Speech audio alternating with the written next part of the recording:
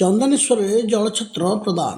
ଅଗ୍ରଣୀ ସ୍ୱେଚ୍ଛାସେବୀ ସଂଗଠନ ବିପଦର ବନ୍ଧୁ ପରିବାର ଚାରିଟେବଲ୍ ଟ୍ରଷ୍ଟ ତରଫରୁ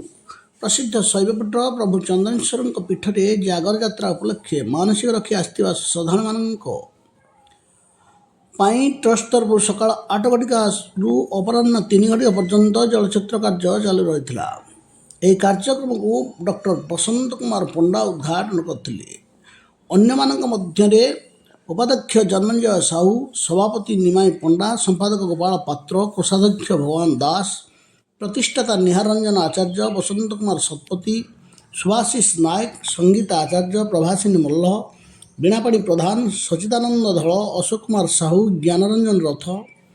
ଜ୍ୟୋତିଷ ମହାନ୍ତି, କୁଳମଣି ନାୟକ, ପ୍ରଦୀପ ସାମଲ, ଅରବିନ୍ଦ ଦାସ, ରବୀନ୍ଦ୍ର ମିଶ୍ର, ସୁଦାମଚରଣ ରାଉତ, ଶିବାନନ୍ଦ ପଣ୍ଡା, ବିଷ୍ଣୁ ସାମଲ, ଗୋଲକ ବିହାରୀ ରାଉତ, ସୁମନ୍ତ ରଥ, ପ୍ରହ୍ଲାଦ ପଣ୍ଡା, ଧନେଶ୍ୱର ବାରିକ, ସନ୍ତୋଷ ନାୟକ, ବିଦ୍ୟାଧର ସାହୁ, ସୌଭାଗ୍ୟ ବେହେରା, ବୈକୁଣ୍ଠ ସାହୁ, ଶିଶିର ପଣ୍ଡା, ସନ୍ତୋଷ ଦାସ, ମାନସ ମଲ୍ଲିକ, ପ୍ରଶାନ୍ତ ସ୍ୱାଇଁ, ବିକାଶ ମଲ୍ଲିକ, ସତ୍ୟନାରାୟଣ ଜେନା, ମଣିଶଙ୍କର ମଲ୍ଲିକ, ଅଞ୍ଜନ ଦାସ, ସୁଦାମ ଦାସ, ରବୀନ୍ଦ୍ର ପରିଡ଼ା, ବୈଦ୍ୟନାଥ ସାହୁ, ମନ୍ଦିର ପରିଚାଳନା କମିଟିର ସମ୍ପାଦକ ପ୍ରଫୁଲ୍ଲ ପଣ୍ଡା, ଅଜୟ ମଲ୍ଲିକ, ଲକ୍ଷ୍ମୀଧର ରାଉତ, ଜଗବନ୍ଧୁ ଦାସ, ଆଲୋକ